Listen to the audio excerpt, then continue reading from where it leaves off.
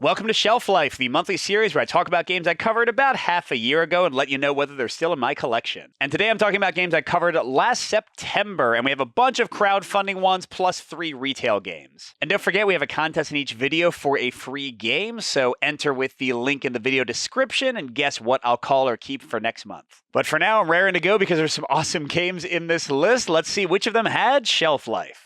So first in the crowdfunding corner, we have Legacy of Ooh. This is one I talked about recently. A really cool, solo-only campaign-based Euro from Garful. So very similar to like the West Kingdom series and such. I enjoyed this one quite a bit. I did not back it myself, mainly because what they sent me was pretty much identical to the final version of the game, and I played through the entire thing, so I didn't really feel like I needed to play it again. But this one is cool in that it has delivered now, and people are already enjoying their copies. So they did a nice job turning it around quickly since it made it before the shelf life came out. So yeah, Legacy of Ooh, definitely a good game, but I didn't back it because I had already finished all of it. Then we have Tainted, Grail, Kings of Ruin, and man, this was one of my absolute favorite crowdfunding games last year. I just loved my play of the prototype. I'd enjoyed a lot of things about Tainted Grail, but overall the experience left me a little wanting by the end. But they basically fixed everything I had concerns of in this new version. I just think it's awesome. I want to play more. I didn't back it myself because Awakened Realms has started being pretty good about sending us review copies of things, so I'm hoping I'll get it. If I don't, it'll be a bummer, and I might have to track down a copy because I loved it so much. So hopefully they send me one. If not, I'm going to have to just put up some money and pay somebody some probably inflated fees to get a copy. But yeah, Tainted Grail, Kings of Ruin, definitely great. Would have backed this. And third crowdfunding game, there were a lot this month, is Lunar Rush. This one is designed by Will the Hungry Gamer, who's my friend, his brother, who's also my friend. So a lot of bias here. I think this is a really solid competitive Euro. The solo play works great. I don't usually go for solo Euros, and this one wasn't like amazing enough to break through that bias that I have personally. But I'm really glad that my buddy's game is happening. I think it's a really good design. I think he did a great job with it, and I certainly have fun playing it. Although, again, I would mainly seek it out for competitive personally, but I don't buy solo Euro games very often, so take that with a grain of salt. But that's Lunar Rush. The next is Kingdom Come Deliverance, and this one's kind of a sad story. If I remember correctly, I believe that the company, the campaign wasn't funding quickly enough, and they canceled the campaign. I think they went out of business. And honestly, I didn't love the game.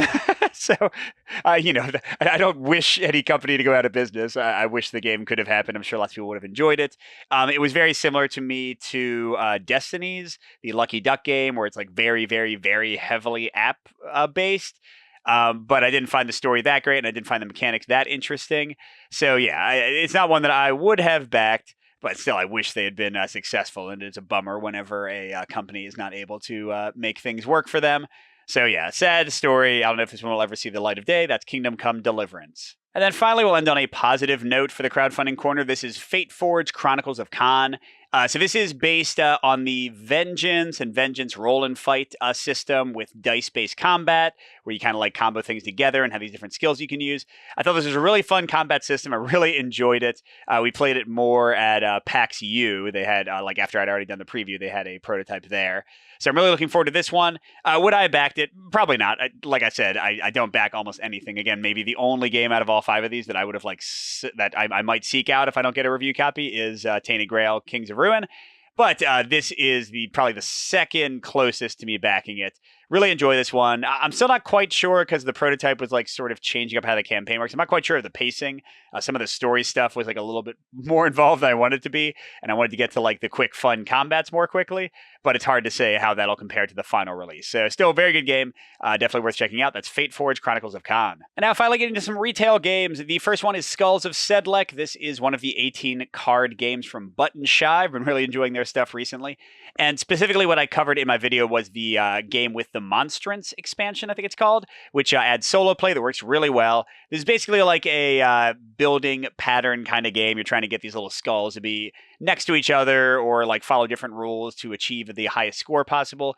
Works really well for 2-player competitive play. With the expansion, works great for solo play. 3-player felt pretty random. I wouldn't necessarily recommend it for that. But yeah, I really enjoy the quick decision in this one. Great quick playing one. I've played this in bed, or just as a quick filler. It's very, very fun. And, it's Button Shy, so it's pretty cheap as long as you're in the US especially. So definitely recommend this one. This one is a keep. I'm keeping this in my collection. The next is ISS Vanguard, a huge campaign that I covered previously.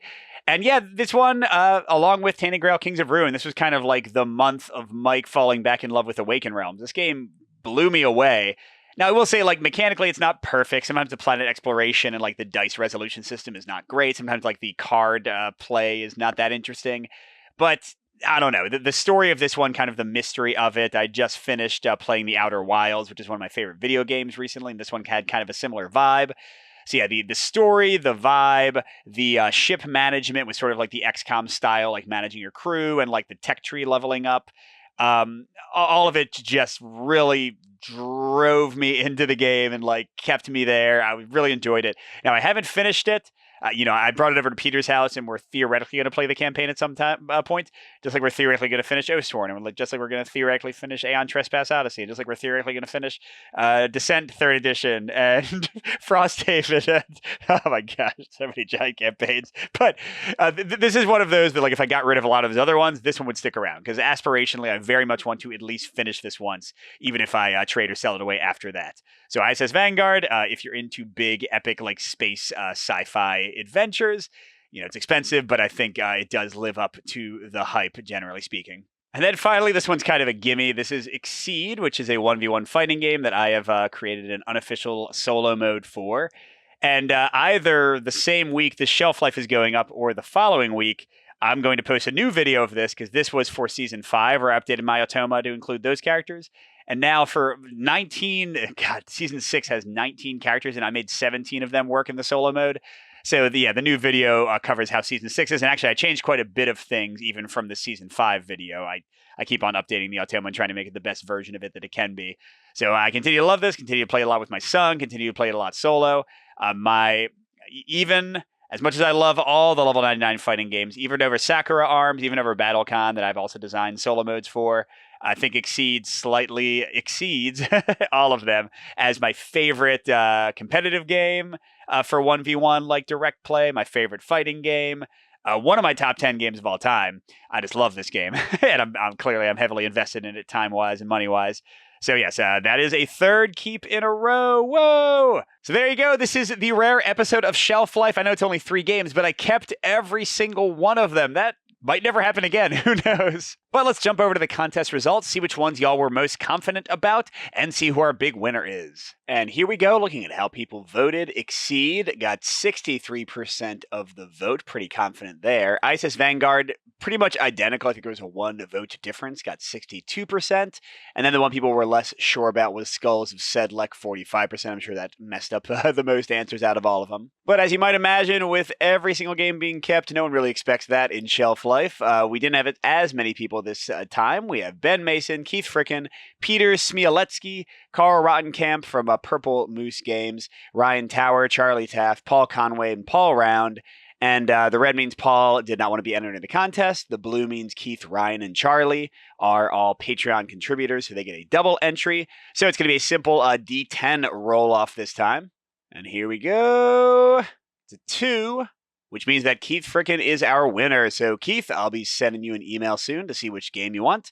And thanks to everybody else who entered. Go ahead and check out the video description if you want to jump in for next month's contest. Good gaming, everyone, and I'll see you at the next stop.